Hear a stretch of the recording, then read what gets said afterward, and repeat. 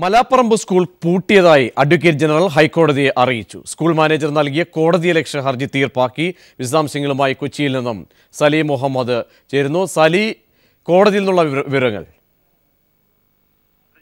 School പൂട്ടാനുള്ള മുൻ ഹൈക്കോടതി ഉത്തരവ് നടപ്പാക്കില്ലെന്ന് ചൂണ്ടിക്കാട്ടി മാനേജർ ഹൈക്കോടതിയെ സമീപിക്കുകയും കോടതിയലക്ഷ്യ ഹർജി നൽകുകയും ചെയ്തിരുന്നു.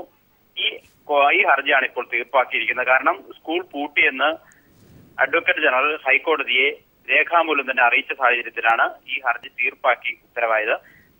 എന്നാൽ സ്കൂൾ പൂട്ടിയത് നിയമപ്രകാരമല്ല എന്നൊരു വാദം ഹൈക്കോടതിയിൽ മാനേജർ പത്മരാജന്റെ അഭിഭാഷകൻ മുന്നോട്ട് വെച്ചു. കാരണം താക്കോൽ തന്നെ ഏൽപ്പിച്ചിട്ടില്ല എന്നായിരുന്നു അദ്ദേഹത്തിന്റെ വാദം.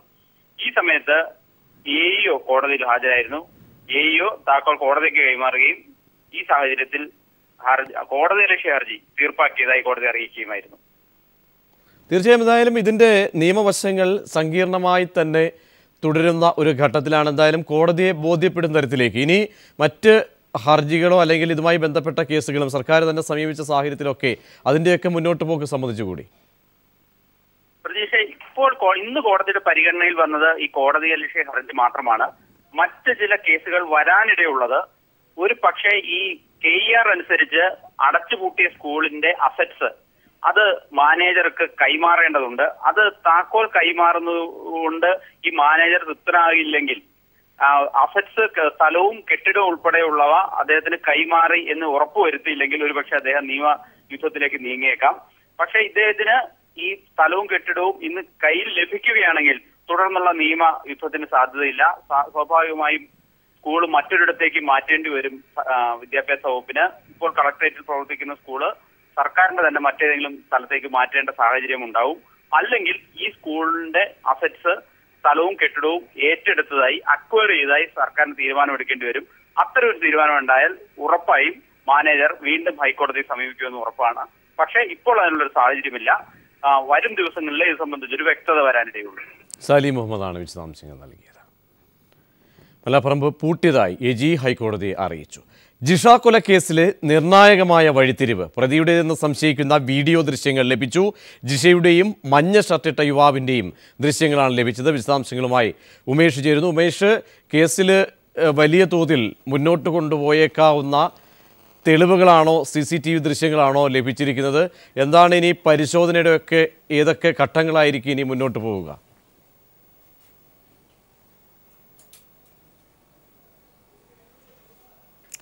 പ്രജീഷ, ഏറ്റവും പ്രധാനപ്പെട്ട ഒരു തെളിവാണ് പോലീസിന് ഇന്ന് ലഭിച്ചിരിക്കുന്നത്. ജിഷയുടെ വീടിന് സമീപത്തുള്ള ഒരു വളം വിൽപ്പന കേന്ദ്രത്തിൽ നിന്നുള്ള CCTV ദൃശ്യങ്ങളാണ് പോലീസിന് ലഭിച്ചിരിക്കുന്നത്. ഈ ദൃശ്യത്തിൽ ജിഷയും ഇതുകൂടാതെ മഞ്ഞ ഷർട്ടിട്ട ഒരു യുവാവ് ജിഷയെ പിന്തുടരുന്നതായുമുള്ള ദൃശ്യങ്ങളാണ് ഈ CCTV ക്യാമറയിൽ നിന്നും പോലീസിന് ലഭിച്ചിട്ടുള്ളത്. ഈ അന്വേഷണവുമായി ബന്ധപ്പെട്ട ഏറ്റവും നിർണായകമായ തെളിവായിരിക്കും ഇത് എന്ന് തന്നെയാണ് പോലീസ് കരുതുന്നത്. നേരത്തെ ഇതിനു മുൻപും ഇത്തരത്തിൽ ജിഷയുടെ സമീപത്തുള്ളൊരു വീടിൽ നിന്നും CCTV ക്യാമറ ലഭിക്കുകയും അതിൽ ഒരു മഞ്ഞ ഷർട്ടിട്ട ആളുടെ ദൃശ്യമുണ്ട് എന്നെല്ലാം പോലീസ് പറഞ്ഞിരുന്നെങ്കിലും അതെല്ലാം അവ്യക്തത നിലനിൽക്കുന്ന ഒന്നായിരുന്നു. ഇപ്പോൾ കൂടുതൽ വ്യക്തതയോടെ ഒരു ദൃശ്യം പോലീസിന് ലഭിച്ചിരിക്കുന്നു. ഇത് വീഡിയോ ദൃശ്യമാണ്. സമീപത്തുള്ള കുറുപ്പമ്പടിയിൽ തന്നെയുള്ള ഒരു വളം വിൽപ്പന കേന്ദ്രത്തിലെ CCTV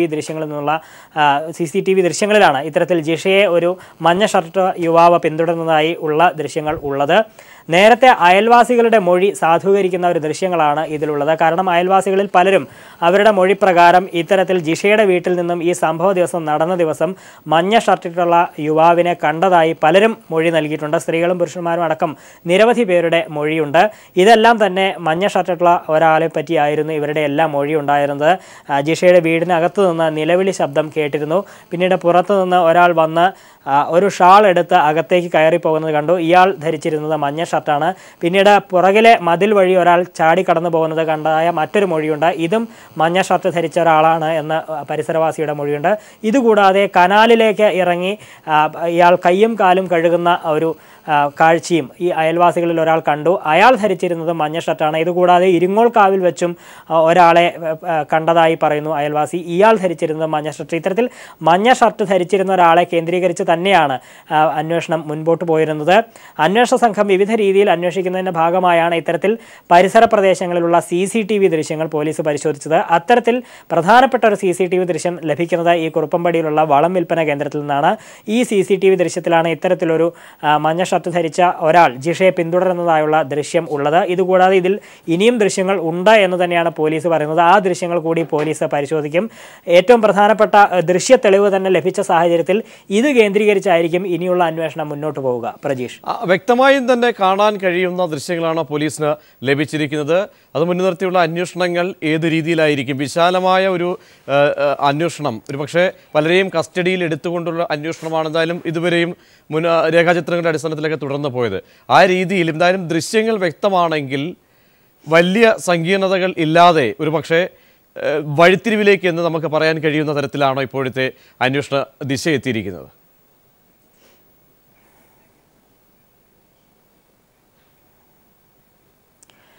പ്രജീഷ്, വഴിത്തിരിവാണ് എന്ന് തന്നെ പറയാം. കാരണം കൂടുതൽ വ്യക്തതയോടുകൂടി ഒരു ദൃശ്യം ലഭിച്ചിരിക്കുന്നു എന്ന് തന്നെയാണ് പോലീസിൻ്റെ കേന്ദ്രങ്ങളിൽ നിന്ന് ലഭിക്കുന്ന സൂചന. ഇതിൽ ആളെ ഏകദേശം തിരിച്ചറിയാൻ കഴിയുമെന്ന് തന്നെയാണ് ഇവരുടെ നിഗമനം. എങ്കിൽ തന്നെയും ഈ കാണുന്ന ആൾ എവിടെയുണ്ട് എന്നുള്ളത് തന്നെയാണ് പോലീസിന് ഇനി കണ്ടെത്തേണ്ടത്.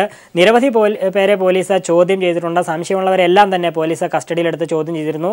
2 ദിവസം മുൻപ് ഒരു ഗുണ്ടാ നേതാവിനെ പോലീസ് കസ്റ്റഡിയിലെടുക്കുകയും വിശദമായി ചോദ്യം ചെയ്യുകയും ചെയ്തു. ഇതുകൂടാതെ ഇന്നലെ ഇടുക്കിയിൽ നിന്ന് ഒരാളെ കസ്റ്റഡിയിലെടുത്തു. അയാൾക്ക് ഈ ചിത്രവുമായി വലിയ സാമ്യമുണ്ടായിരുന്നു. അയാളെയും ചോദ്യം ചെയ്തുകൊണ്ടിരിക്കുന്നുണ്ട്. ആരെയും തന്നെ ഇപ്പോഴും കസ്റ്റഡിയിൽ നിന്ന് വിട്ടിട്ടില്ല. കാരണം ഇവരിൽ നിന്ന് കൂടുതൽ ഒരുപക്ഷെ ഈ കൊലപാതകത്തിൽ എന്തെങ്കിലും പങ്കുണ്ടോ എന്നുള്ളത് സംബന്ധിച്ച സൂചനകൾ ഇനിയും ഒരുപക്ഷെ ഇവരിൽ നിന്ന് ലഭിച്ചേക്കാം എന്ന നിഗമനത്തിൻ്റെ അടിസ്ഥാനത്തിലാണ് ഇവരെ ഇതുവരെയും വിടാത്തത്.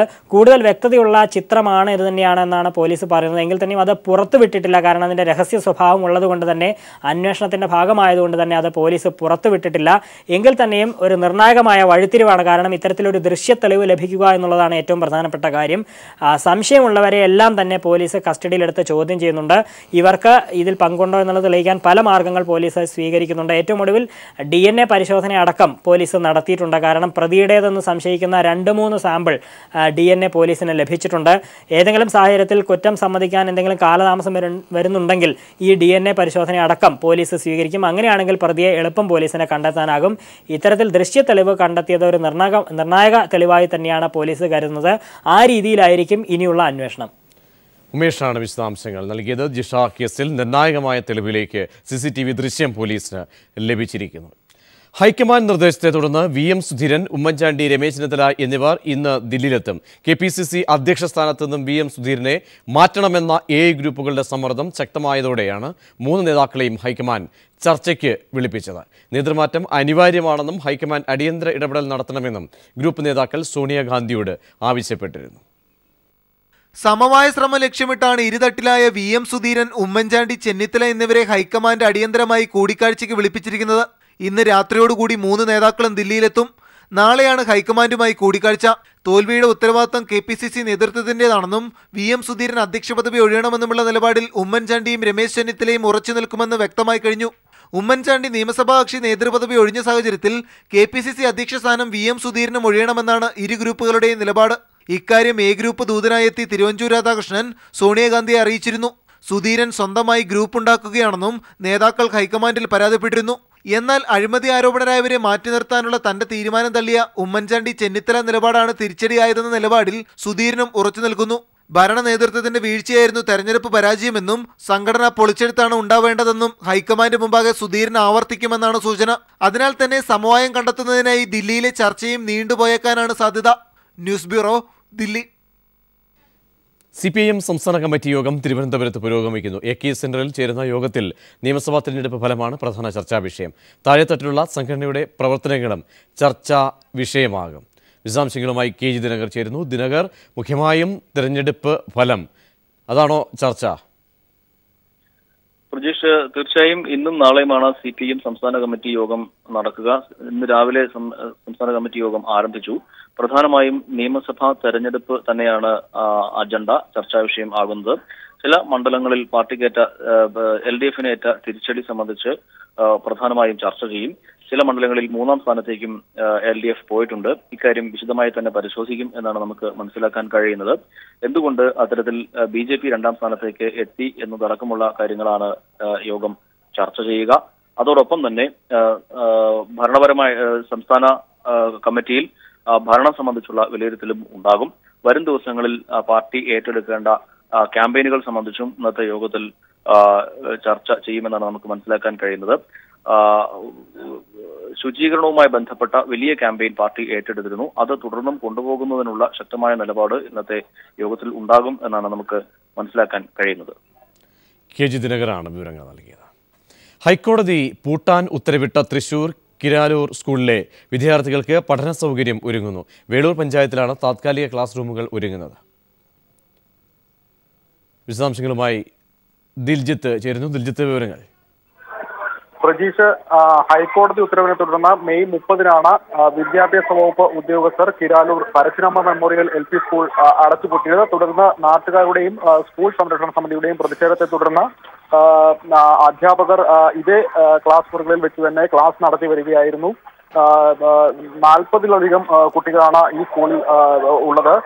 കഴിഞ്ഞ ദിവസം പ്രതിഷേധം ശക്തമായതോടുകൂടി മലാപ്പറമ്പ് സ്കൂൾ ഉൾപ്പെടെ 4 സ്കൂളുകൾ മാനേജ്മെന്റ് പൂട്ടാൻ തീരുമാനിച്ച 4 സ്കൂളുകൾ ഏറ്റെടുക്കാനായി സർക്കാർ തീരുമാനം ഉണ്ടായിരുന്നു.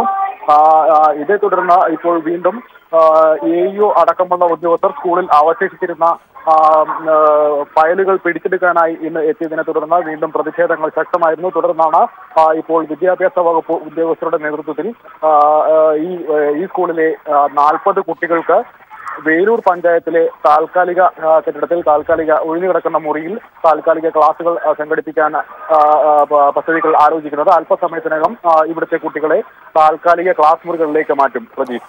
ശരി, ദിൽജിത്താണ് വിവരങ്ങൾ നൽകിയത്. കോട്ടയത്തിന് പുതിയ ഷോപ്പിംഗ് അനുഭവമായി മാൾ ഓഫ് ജോയ് ശനിയാഴ്ച ബേക്കർ ജംഗ്ഷനിൽ തുറക്കം. ലോക പ്രമുഖ ജ്വല്ലറി ബ്രാൻഡായ ജോയ് ആലുക്കാസാണ് കോട്ടയം നഗരഹൃദയത്തിൽ മാൾ തുറക്കുന്നത്. ഷോപ്പിംഗ് കൂടുതൽ സൗകര്യപ്രദമാക്കാൻ 3 നിലകളിലായി പാർക്കിംഗ് സൗകര്യവും ഒരുക്കിയിട്ടുണ്ട്.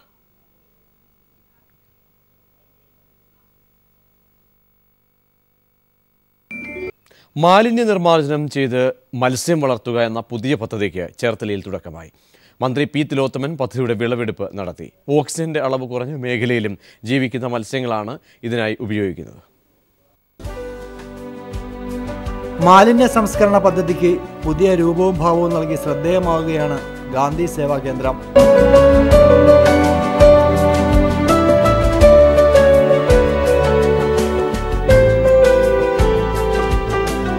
വീട്ടമ്മമാരെ അലട്ടുന്ന പ്രധാന പ്രശ്നങ്ങളിലൊന്നാണ് ഭക്ഷണാവശിഷ്ടങ്ങൾ സംസ്കരിക്കുക എന്നുള്ളത്. ഇതിന് പരിഹാരമായാണ് മത്സ്യങ്ങളെ വളർത്തി മാലിന്യങ്ങൾ നീക്കം ചെയ്യുന്നത്. ഈ പുതിയ പദ്ധതി രൂപകൽപ്പന ചെയ്തിരിക്കുന്നത് മുൻ കേരള കാർഷിക സർവകലാശാല അസോസിയേറ്റ് ഡയറക്ടർ ഡോക്ടർ പത്മകുമാറാണ്.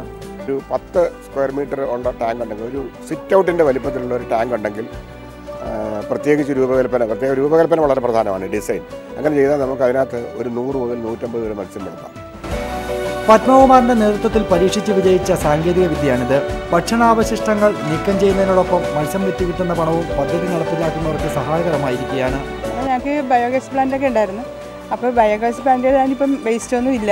കാരണം ഇതിന് കൊടുക്കുന്നതുകൊണ്ടേ നമ്മൾ ഭക്ഷണത്തിൻ്റെ എല്ലാ സിസ്റ്റങ്ങളും കഴിക്കുന്നത് അതാണ്. അങ്ങനെയാണ് ഇതിൻ്റെ ഇത്. മറ്റുള്ള എല്ലാ സിസ്റ്റങ്ങളും കഴിക്കുന്ന മീനുകളാണ് നമ്മൾ വളർത്തുകയും ചെയ്യേണ്ടത്. ആലപ്പുഴ, തിരുവനന്തപുരം ജില്ലകളിലാണ് പദ്ധതി വിജയകരമായി പൂർത്തീകരിച്ചിരിക്കുന്നത്. നബാർഡിന്റെ സഹായത്തോടെയാണ് മത്സ്യ വളർത്തു കേന്ദ്രം ഒരുക്കിക്കൊടുക്കുന്നത്.